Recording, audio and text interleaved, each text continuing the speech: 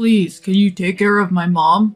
I was stunned as I looked down at my husband, who was imploring me without even glancing away. What do you mean by that? I was at a loss for words. Candace, oblivious to my emotional state, was happily playing Pictionary in the garden with her kids. What should I do now? I felt like I was on the edge of despair. My name is Jessie. I'm a 42-year-old stay-at-home mom. My husband, Cole, is 3 years older than me and works tirelessly as a teacher. He's busy even on weekends with club activities and is rarely home. Still, on his days off, he goes out of his way to spend time with us, so the kids and I love him dearly. We have 2 kids. Our daughter, Dina, is 10 years old. She's inching towards adolescence and rebelliousness, but she's still my cute daughter who sometimes falls asleep holding my hand. Our son, Kenton, is 5 years old. He's an active kid, always running around the local woods, but he's still my adorable son who loves to be held. We've been living with Candace in our in-laws' house for the past 2 years.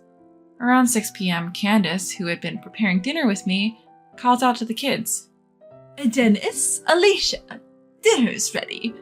Yes. Our children respond, although called by names that aren't theirs.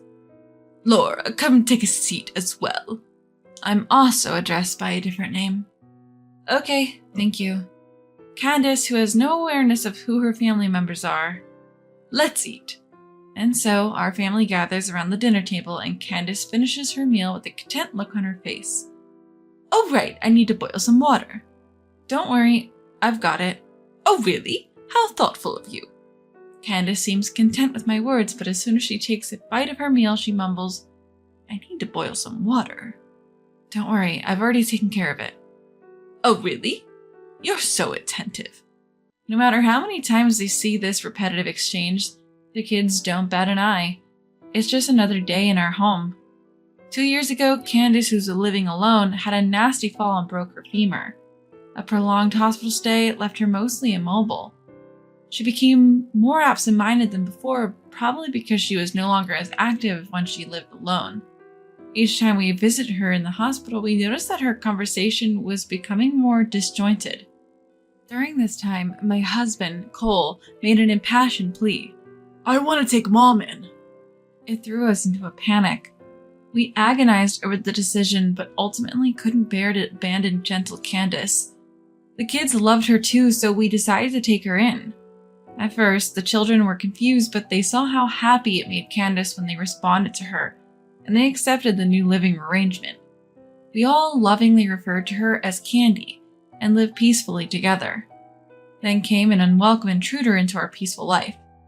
Lillian, Cole's older sister. How could you let Mom do household chores, Jessie? Aren't you ashamed as Cole's wife? Lillian, who'd shown her face after 6 months, frowned upon seeing Candace sweeping the floor. But doing chores actually keeps her energetic. Even the doctor recommended it. Stop making excuses. You're a stay-at-home mom living off Cole's income and Mom's pension. You're like a hyena. Is she really suffering from dementia? Or did you just say that so you could leech off her? What are you? She hardly visits, but acts as if she knows everything. Mom, I bought you our favorite cake. Let's eat it together. Thank you, Jilly. Candace is happy to see her daughter, but she'll probably forget about Lillian by tonight. I'm truly fed up with Lillian, who acts all high and mighty just because she brought some snacks. Not only did Cole have an older sister by 5 years, but he also had an older brother, Jack, who was 2 years his senior. That meant Cole was the youngest of 3 siblings, and still, we were the ones to take in Candace. Jack often moved for work, and Lillian, his sister, was married and lived far away. Despite this, their attitude of our younger brother's family who lives nearby should naturally be the ones to take her in always irked me. Cole, on the other hand, was genuinely grateful for the way I had devoted myself to caregiving. On his occasional day off, he'd always take turns with me attending to Candace. And Candace? Well, she'd occasionally make mistakes or wander a bit. She was generally calm. Whenever she gave a heartfelt smile and said, "Thank you," it made everything worthwhile. But my frustration grew when I thought about how Lillian and her kin would just shoot their mouths off without actually lifting a finger to help. Just when I thought this was my life now, everything changed. Cole passed away. He had collapsed at work. By the time we rushed to the hospital, it was already too late. I was so shocked I couldn't even cry. For the next month, between the funeral and taking care of the kids, life was a blur. While seeing my children muster the courage to go back to school, I started thinking it was time to figure out our future. Cole had left us some money, but it wasn't enough to live on indefinitely. More importantly, we were living in Cole's family home, taking care of his mother, Candace. Moreover, her dementia is progressing. Sometimes she understood that her son Cole was gone, but other times she'd forget. Even so, she had her own sense of loss and had many days when she'd cry like a child. Feeling it was wrong to leave Candace, we lived by draining our savings, unable to work. Then, 3 months after Cole's death, Lillian and Jack showed up out of the blue. "How long do you plan on freeloading here?" "What?" Exhausted from caregiving and child-rearing, I was too stunned to reply. Looking down at me, Jack arrogantly began to lecture. Don't you feel ashamed living off our mother's modest pension? "I only use Candace's pension for living expenses," I responded. Sure. Jack snorted dismissively. This coming from a man who hadn't contributed a single cent to his own brother's funeral. Lillian scanned the room as if appraising it, then began directing me. "You're practically a stranger now. Move out. I'll live here with Mom."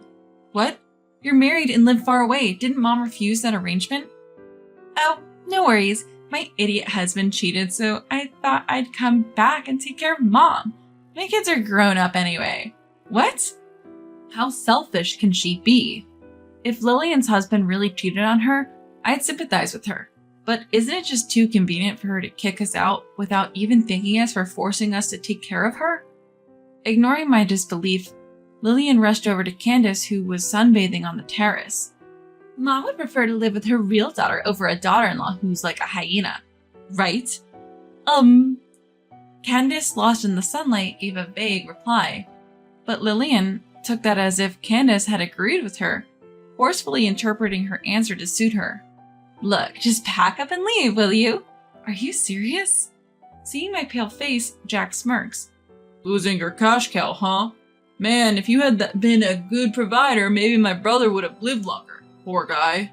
Using my late husband's death to taunt me, how could anyone be so insensitive? He's the worst. Absolutely terrible. But my worn-out body and mind couldn't muster the strength to fight back against these two. That night, as the kids were asleep, I pondered. Honestly, leaving this home would probably make my life easier. I could go back to work if I didn't have to care for Candace. But should I really leave just because Lillian and the others tell me to? Wouldn't that be abandoning Candace? Would my late husband Cole be disappointed? These negative thoughts swirled around in my head. Suddenly, I realized Candace was standing next to me. "Jessie." "Candace, what's up? Need to go to the bathroom?" I was about to stand to assist her, still surprised to be called Jessie after such a long time, but Candace stopped me, taking my hand. "Jessie, leave this home." "What?" I was puzzled by her sudden proposal. Was she choosing Lillian over me because they shared the same blood? As if reading my thoughts, Candace spoke gently. "You're still young. Don't waste your time on an old person like me. But live with Kenton and Dina. Make life easier for them. But what about you, Candace?" "I'll be fine as long as you all are happy." Candace smiled. A lump formed in my throat. "Candace," and tears flowed for the first time since Cole passed away. Candace gently caressed my hand. "Thank you for everything. I'm so grateful for your gentle touch. It's given me so much happiness." "Yes, that's it. I chose to live with her because she is this warm-hearted." I cried like a child while being embraced by the warm chest of Candace. The next morning, Candace greeted me. "Good morning, Laura." She probably didn't remember last night. But I had made up my mind. I will leave this house to protect my children, and not to waste Candace's feelings. I soon found an apartment in the same school district and moved with my kids. I was concerned about Candace, but for now I decided to leave her to Lillian's care. I even found a job opening at my previous workplace. My kids are still adjusting, but I feel we're moving forward bit by bit. However, 2 months after leaving my in-laws' house, I got an unbelievable call from Lillian. Taking care of Mom is tougher than I thought. Come help me. What? So listen, Mom keeps cooking with rotten veggies and constantly forgets to hang the laundry. Could you please keep an eye on her during the day? What is she talking about? She accused me of being horrible for having Candace do household chores, but isn't she doing the same? And considering Candace's cognitive decline, she can't possibly manage all the household tasks by herself. Did she take our mom in just to have an extra set of hands around the house? Unbelievable. Why don't you help her with chores yourself, Lillian? I'm busy too. Busy? She doesn't have a job and the kids have moved out. I have work. I can't. Can't you take a little time off? You're family after all. My employer won't let me take paid leave to take care of someone else. Isn't it cruel to call your mother-in-law someone else? You were the one who said I'm now a stranger, remember? That's... Lillian hesitated. I decided to hit where it hurts. If you can't manage without asking a total stranger for help, you must be pretty incompetent, Lillian. What? If you want a stranger's help, prepare a payment, then I'll consider it. You're so greedy. I can't believe my brother married you. I'll never ask for your help again. Fine by me. She hung up angrily. I felt relieved that I finally stood up to her. I'm concerned about Candace, but helping now would just make me a pawn in Lillian's games. She must have some pride. She won't mistreat Candace for a while. In the meantime, I start making some preparations. 3 months later, Lillian called me to a family restaurant. Her hair was a mess, her face pale, and she had a vacant look in her eyes.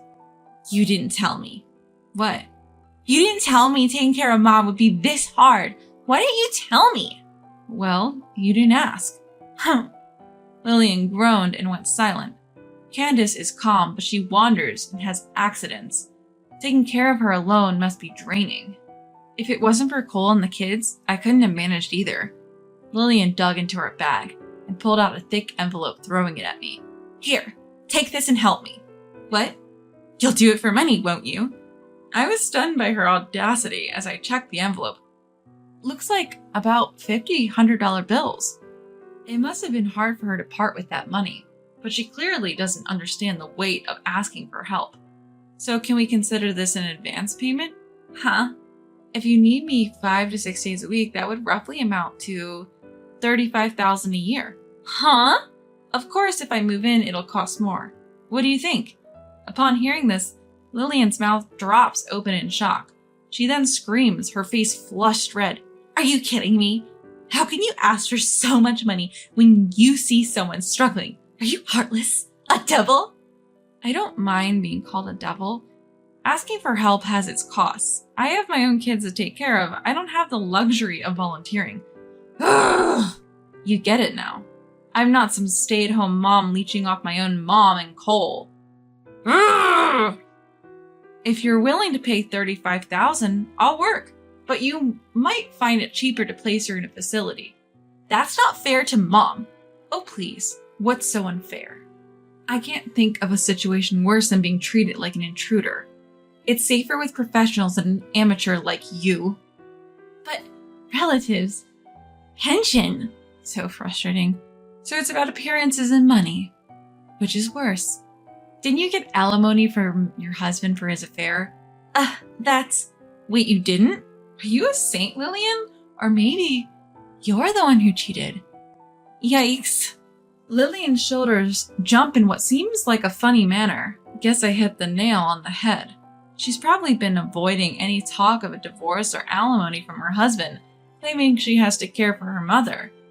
So, the reliable one is Jack, your brother. Why not ask him for help or money?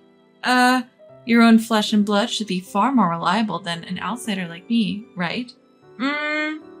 Lillian grinds her teeth. Good old loudmouth Jack probably uses his job relocation as an excuse to avoid lending a hand. Discuss what's best for Mom, like the close siblings you are. To avoid causing a scene, I quickly pay the bill and leave. After holding out for a while, it seems Lillian reached her limit. She took Candace and forcefully moved into Jack's home. Jack's wife and kids, disgusted by the arguments over Candace's care between Lillian and Jack, feared they might get burdened with it too and left the house. That tells you how poorly Jack has been treating his family. Abandoned by his family and at a loss, Jack apparently told Lillian and Candace to leave the house. He said he'd pay for Candace's assisted living facility. About a year ago, Lillian, once full-bodied, had become incredibly thin. She told me, "I've decided to put Mom in a facility." I've been researching for 6 months and immediately suggested the perfect nursing home for Candace. Lillian, like a shell of her former self, was talking incoherently, but I took it as consent and started the admission process. Finally, Candace found her final home, and I could see her too. Now there's no need to worry about both of us collapsing, nor will we be berated by Lillian and Jack. I can talk to Candace freely and peacefully. This is the best way I can give back while raising my own children. Candace gently patted my hand, making me tear up just like she used to. "Something sad happened, huh? Don't worry. I'll protect you, Laura." She doesn't call me by my name, but Candace's hand and voice are still warm. "Thank you, Candy. I'll visit you a lot from now on." When I smiled, Candace also smiled joyfully. Since then, Candace has been peacefully living in the facility I chose for her. I'd heard Candace's family were fishermen, so I selected a quiet facility with a sea view. It's reassuring to see her enjoying a peaceful life, just as my preliminary research suggested. Candace is gentle and charming, so it seems she's popular with both staff and the residents. Whenever I visit, she's surrounded by people and looks happy. Meanwhile, Jack seems to be in a constant divorce mediation, unable to win back his family's hearts. Though free from caring for Candace, Lillian's income is zero, as Candace's pension is used for her facility fees. With no other option, she's working part-time, scolded by a boss 20 years her junior. She's also dodging talks of divorce and will likely face mediation soon. Lillian does visit Candace but avoids meeting me, as it's awkward for her. I feel like my goal of ensuring peace for both Candace and our families has been achieved. Lillian can go live her own life. "Soon you should get married too, Laura." As we were walking by the beach, Candace murmured, "I wonder how old she thinks I am," as I reply, "if I find the right person." "You'll find a man with a gentle mother-in-law, like you because you're beautiful and kind," Candace assures me. That would be nice. I gently hold Candace's hand. I'd love to marry a man with a gentle mother-in-law like you, Candy. The comforting sound of the waves washing up on the sandy shore resonated in our hearts on that warm spring day by the ocean.